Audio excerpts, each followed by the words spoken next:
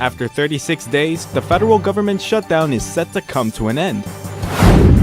Longtime Trump ally Roger Stone is arrested on multiple charges related to the 2016 election. And the OU men's basketball team suffers a big loss. We'll see how they plan to bounce back. Newswatch starts right now.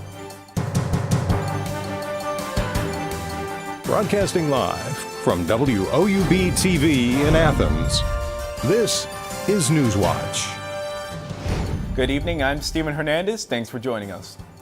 After 34 days, the federal government shutdown is coming to an end. President Trump announced today that he plans to sign a deal to reopen the federal government until February 15th without funding his border wall. The President has agreed to our request to open the government and then debate border security. President Trump announced a plan to end the government shutdown for now. It is very clear that we all understand the importance of securing our borders. The deal, which the House and Senate need to approve, would fund the closed portions of the government through February 15th, 3 weeks to debate the president's request for his proposed border wall funding. I was glad to see today the president's announcement that he and our Democratic colleagues have reached an agreement. Day 35 brought the second payday without a check for 800,000 federal workers and also saw delays at New York's LaGuardia Airport, Newark Liberty International, and Philadelphia. The cause? A shortage of air traffic controllers who are among those working without pay. A union official blames the government shutdown. You can't mess with a system that is so integral to the United States and our economy and our safety. This is reckless. By Friday afternoon, the FAA said the situation was resolved with residual delays remaining. It underscored the strain on essential workers like air traffic controllers, TSA screeners, and FBI employees. The president said he'll make an effort to make sure federal employees get their back pay as quickly as possible. The president said if no deal is reached by February 15th, he'll either shut down the government again or consider a national emergency declaration.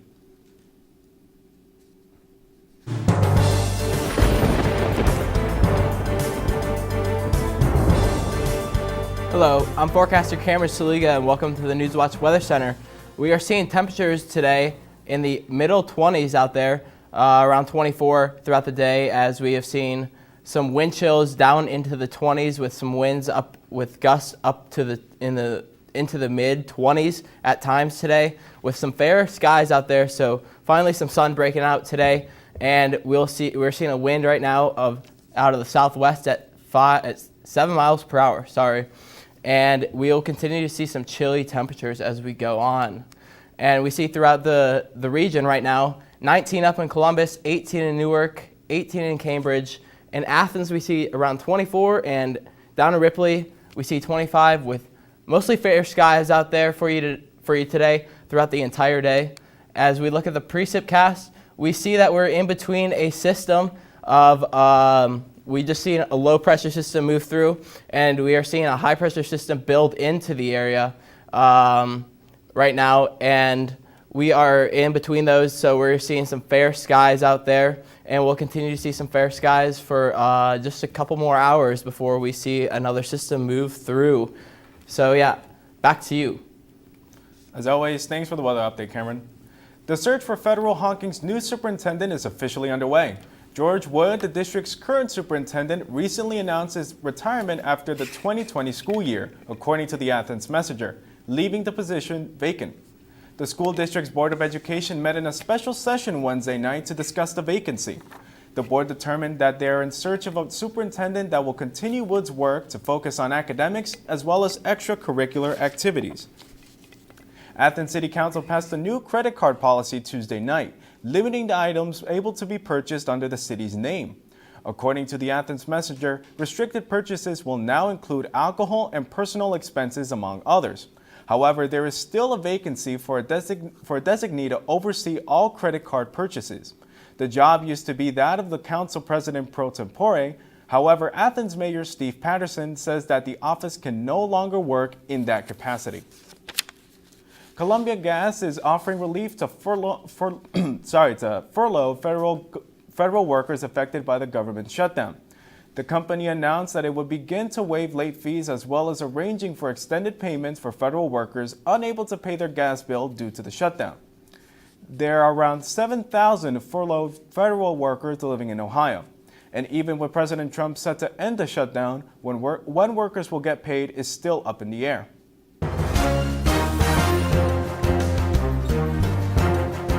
Eight new lawsuits have been filed against a Cleveland fertility clinic that accidentally destroyed thousands of eggs and embryos. Families sued university hospitals in federal court Thursday, claiming negligence and breach of contract. The loss happened after the facility's storage tank failed last March. One of the plaintiffs says the incident has caused pain to her entire family. When all of this happened just about a year ago, it was the most devastating loss that we have ever felt. It was a loss that was felt throughout our entire family, not just by Matt and I.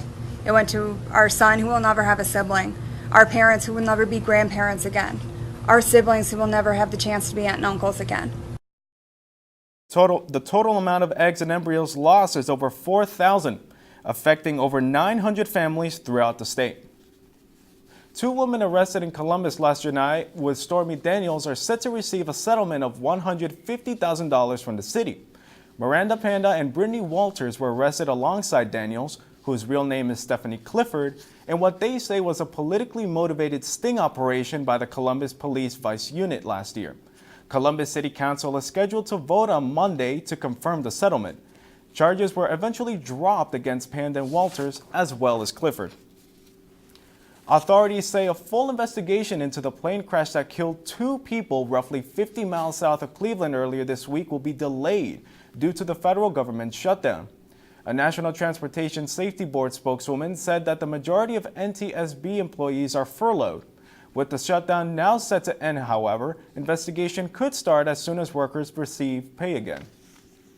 A Dayton man was indicted yesterday after allegedly stealing a state trooper leading a state trooper on a car chase that ended in the death of a car's passenger.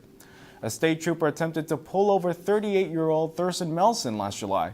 When Melson made an attempt to flee the scene, he eventually crashed his car into a pole, killing 38-year-old passenger. Melson was indicted on charges including driving under the influence of marijuana and alcohol. A bill that would ban gay conversion therapy in children in West Virginia has been pulled from the state Senate's schedule for possible edits. Senate Health and Human Services Committee Chair Michael Maroney, who introduced the bill, pulled the bill so that staff attorneys can make improvements. The bill would protect LGBTQ children younger than 18 from receiving conversion therapy. Venezuela orders shutdown of its U.S. embassy and consulates. That story, plus longtime Trump aide Roger Stone is arrested on charges relating to the 2016 election.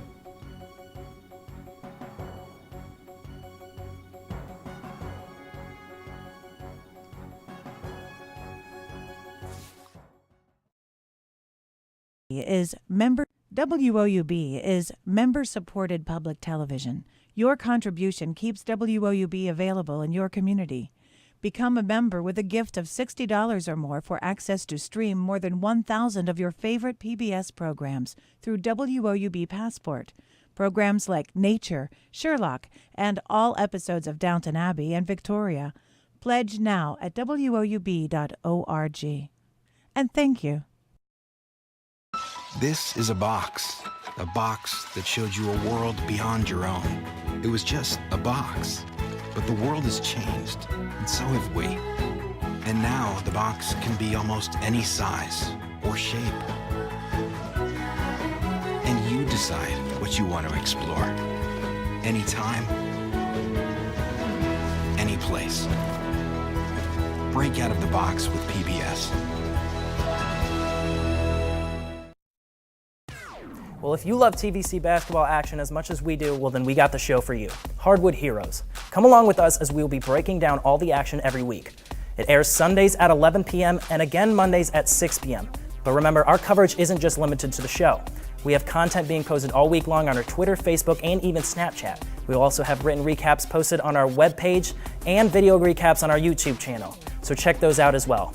And always remember to be heroic.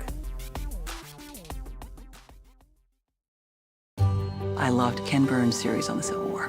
It was deeply impacting. I love history. To have those stories told through these letters, through stories of love and loss, it rewrote the book on how to tell a story. When television was invented, there were a lot of people who had dreams about what it could do. I think PBS still aspires for and often succeeds at reaching the highest ideals of what television could be.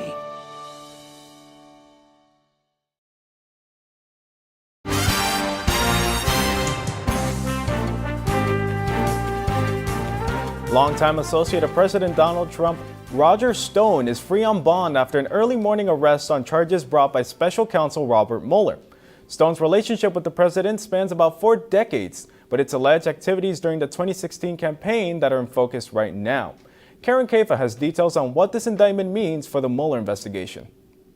Longtime Trump associate Roger Stone was taken into custody at his Fort Lauderdale home before sunrise. Law enforcement with heavy weapons fanning out on his lawn and approaching the door. FBI, open the door.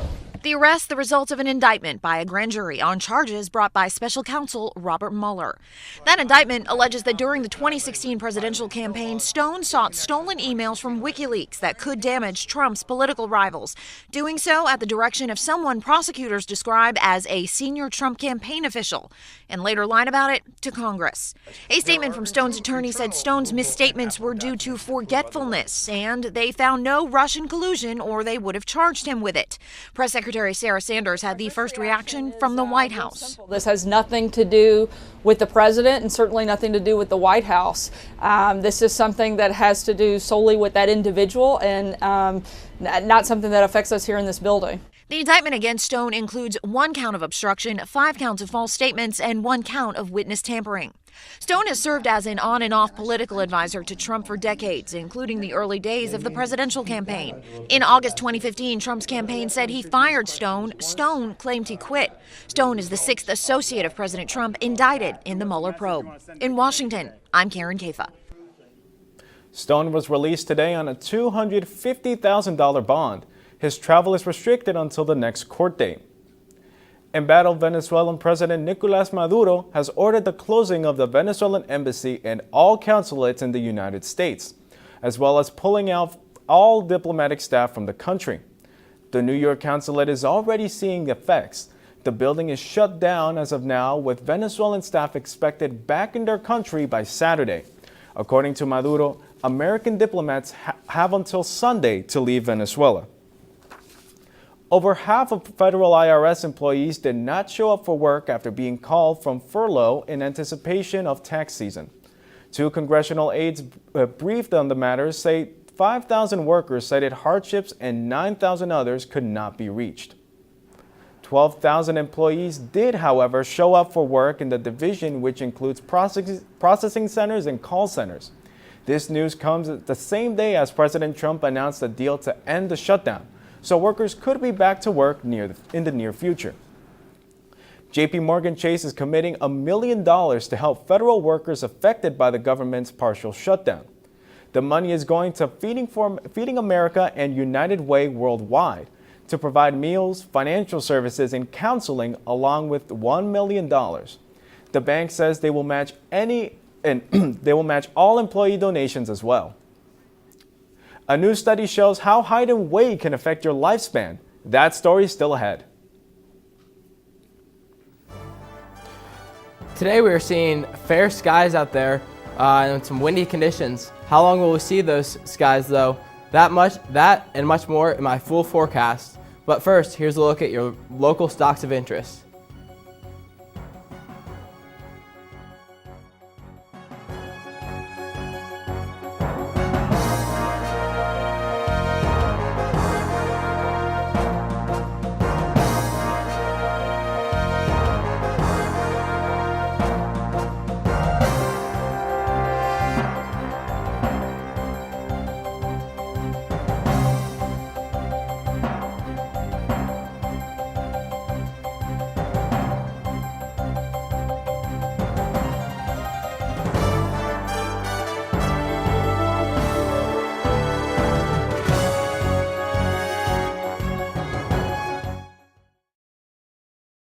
Is member-supported public television. WOUB is member-supported public television, Your contribution keeps WOUB available in your community.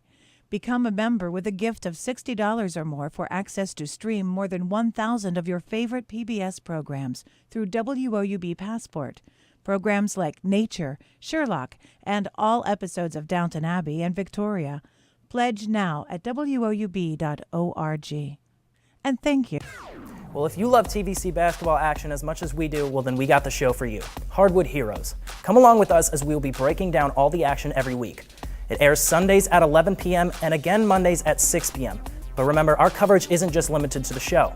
We have content being posted all week long on our Twitter, Facebook, and even Snapchat. We will also have written recaps posted on our webpage and video recaps on our YouTube channel. So check those out as well. And always remember to be heroic.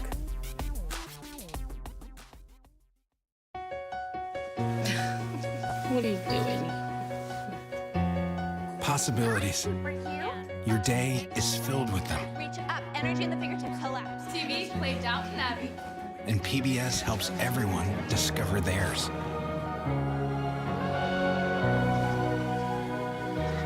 Anytime, anywhere. Up in the sky, you can see it. PBS, we're with you for life.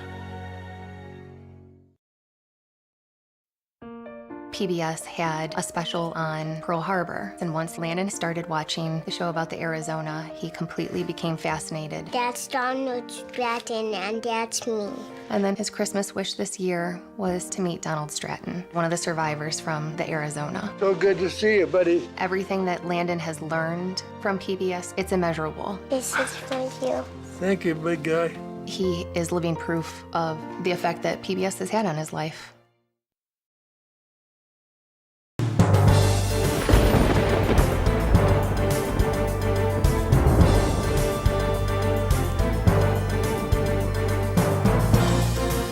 Welcome to Newswatch Weather Center. I'm your forecaster, Cameron Saliga. Look at your temps out there right now. We see a temperature of 18 up in Newark, 24 in Athens, 25 in Ripley, and we see a temperature down here of 26 down in Ironton with some fair skies out there. And we're going to look at the almanac. Today, our high was 27. That is 12 degrees below normal, and our low is going to be around 11 degrees below normal, with our record high being 79 in 1950 and -6 in 1961, and a sunrise of 7:41 and sunset of 5:41 p.m. We look at your tonight, hour by hour, 8 p.m. we see 20 degrees, mostly clear, and by 10 p.m. we'll start to see some clouds start to move in with temperatures around 18. And then by midnight, we're going to start to see those clouds start to fill in the sky with temperatures going down to 16 degrees. And we're going to look at tonight, 11 degrees with a chance of snow in the early morning around 4 or 5 a.m. With single-digit wind chills. We're going to see winds west at 0 to 5 miles per hour, and we're going to see some lower temperatures around the area as well. We see in New Lexington 9 degrees for your overnight temps, 20 down in Ripley, 21 in Ironton, and 11 in Athens. So it's going to be a really cool night out there. As we look at your precipcast, we see this low pressure right here. That is going to be moving on. This is going to be starting to move into the area. It's going to be in Alberta. Alberta Clipper is going to start to move through, which means that we'll see some gusty winds around 20 miles per hour at times tomorrow, with some snowfall that's going to be around less than an inch, as Alberta Clippers do not have much snow associated with that, as we see. And then we're going to see some clouds start to move through as well. And then we're going to check out tomorrow morning. We're going to start off at 8 a.m. at 15 degrees, mostly cloudy with a 40% chance of snow. 10 a.m. we're going to see mostly cloudy skies, and at noon we're going to jump up to 25 with mostly cloudy skies and 20% chance. And we're going to check out tomorrow in Athens, going to get up to 33 degrees with a chance of snow, gusty winds, up to 20 miles per hour at times with a southwest wind at 5 to 10 miles per hour. And we're going to see temperatures around the area, 27 in Newark, 30 in New Lexington, 33 in Athens, and down in Ironton we're going to hit around 38, so around freezing. So some places will get snow. And then we're going to see that low move through and make its way on. And on Sunday we're going to see that low start to move out. And we're going to check out your 7-day, 33 tomorrow. Sunday we're going to see 37 to start the day. start the week on Monday, we're going to see 38. And Tuesday, we might see a snow shower. And then Wednesday, we're going to start to see some really cold temperatures move in with wind chills in the negatives and even negative teens. And then we're going to start to warm up a bit at the end of the week next week. Back to you. Thanks, Cameron. We all know that eating well and exercising can help you live longer. But a new study reveals additional factors that may determine how long you'll live. Meredith Wood has more in today's Health Minute. Gender and body size. Those two factors may help determine how long you live. That's according to a just released study in the journal BMJ. Researchers found women who lived to the age of 90 were on average taller and had gained less weight since the age of 20. The study found women taller than 5 feet 9 were more than 31% more likely to live into their 90s. That's compared to women who were less than 5 feet 3. For men, though, the biggest factor was physical activity. The study found men who were active at least 90 minutes a day were 39% more likely to live to 90 than men who exercise for less than half an hour a day. Unlike men, the study found that the amount of physical activity that seemed to be ideal for women in terms of longevity was about 60 minutes a day. For today's Health Minute, I'm Meredith Wood. How's it going, everybody? I'm Nick Niehaus. Coming up tonight, a standout Ohio football player is up for a national award, but not because of the country you're thinking of. I'll give you the interesting details about that. And the Ohio men's basketball team is taking the court tomorrow, but with one less player. I have coach's reaction about that loss. That and more coming up next on Newswatch. And stay tuned to WOUB. Here's a look at what's coming up tonight on your public television station.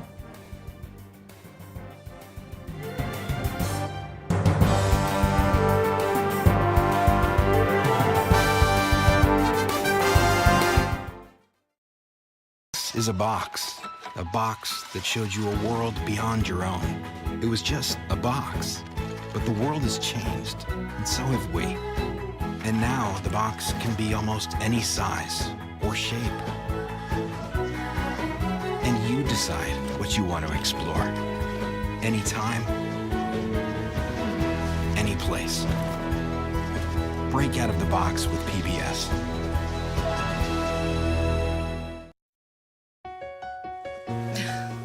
What are you doing? Possibilities. Your day is filled with them. Reach up, energy in the fingertips, collapse. TV, play Downton Abbey. And PBS helps everyone discover theirs.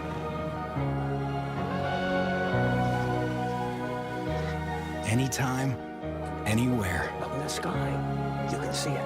PBS. We're with you for life. Well, if you love TVC basketball action as much as we do, well, then we got the show for you. Hardwood Heroes. Come along with us as we will be breaking down all the action every week. It airs Sundays at 11 p.m. and again Mondays at 6 p.m. But remember, our coverage isn't just limited to the show. We have content being posted all week long on our Twitter, Facebook, and even Snapchat. We will also have written recaps posted on our webpage and video recaps on our YouTube channel. So check those out as well. And always remember to be heroic. WOUB is member-supported public television. Your contribution keeps WOUB available in your community. Become a member with a gift of $60 or more for access to stream more than 1,000 of your favorite PBS programs through WOUB Passport. Programs like Nature, Sherlock, and all episodes of Downton Abbey and Victoria. Pledge now at WOUB.org. And thank you.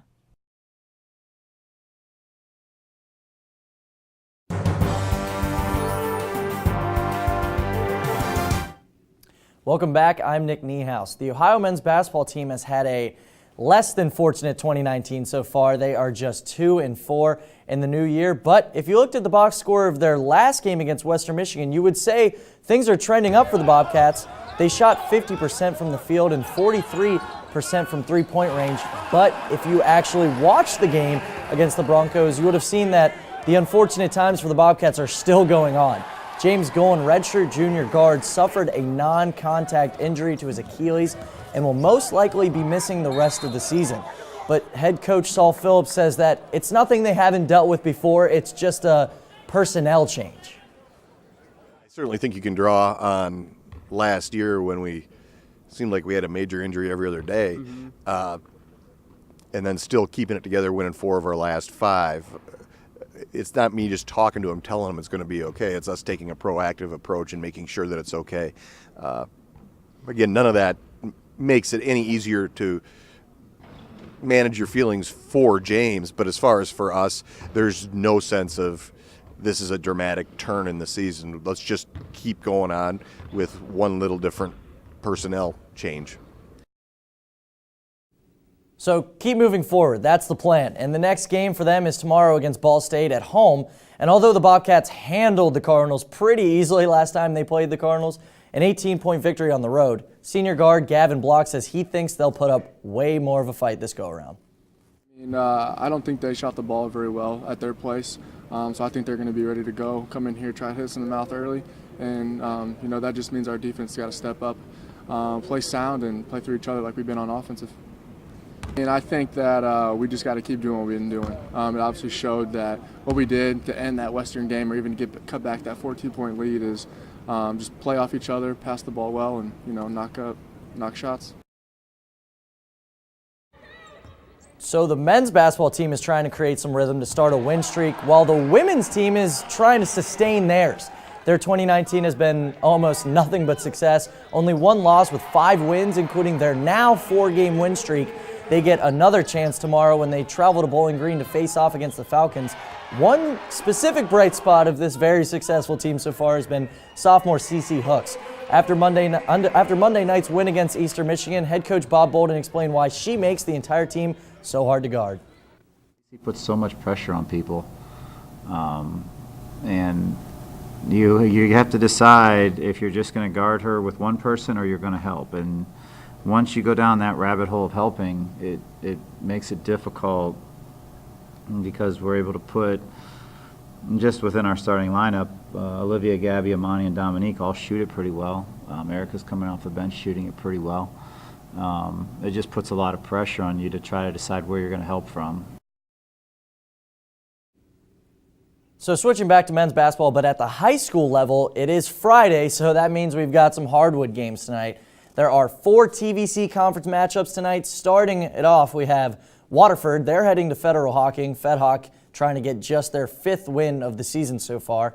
Vinton County is headed to Meigs to take on the Marauders. South Gallia takes on Trimble on the road, and the always heated rivalry between Nelsonville, York, and Athens takes place tonight as well. So we aren't in football season anymore, but we still have some football news. Nathan Rourke, standout quarterback for the Ohio football team, has been named a finalist for the 2019 Cornish Trophy, which is awarded every year to the most outstanding Canadian-born football player in the NCAA. Rourke is no stranger to this award. He actually won it last year, which was also the first year this award has ever been given out. I'm Nick Niehaus, and that's it for sports. Back to you, Cameron.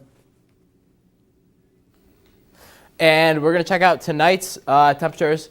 We'll see it start off at 20 degrees at 8 p.m. and by 10 p.m. we're going to drop down to 18 degrees with mostly cloudy skies. And then we're going to start to cloud up at midnight, seeing temperatures around 16 degrees. And this precipcast, we see a low pressure, the Alberta Clipper that's going to start to move through, bringing some snowfall, a chance of snow tonight, and some warmer temperatures on the way tomorrow with cloudy skies. We see tomorrow 33 degrees, a chance of snow with gusty skies, or gusty winds, and a wind from the southwest at 5 to 10 miles per hour with gusts up to 20 miles per hour. Over to you, Stephen. Thanks, Cameron, and that does it for our broadcast this evening. Thanks for watching. I'm Steven Hernandez. Stay tuned for the PBS NewsHour coming up next, and remember, you can find the latest news anytime at WUB.org. Have a great night.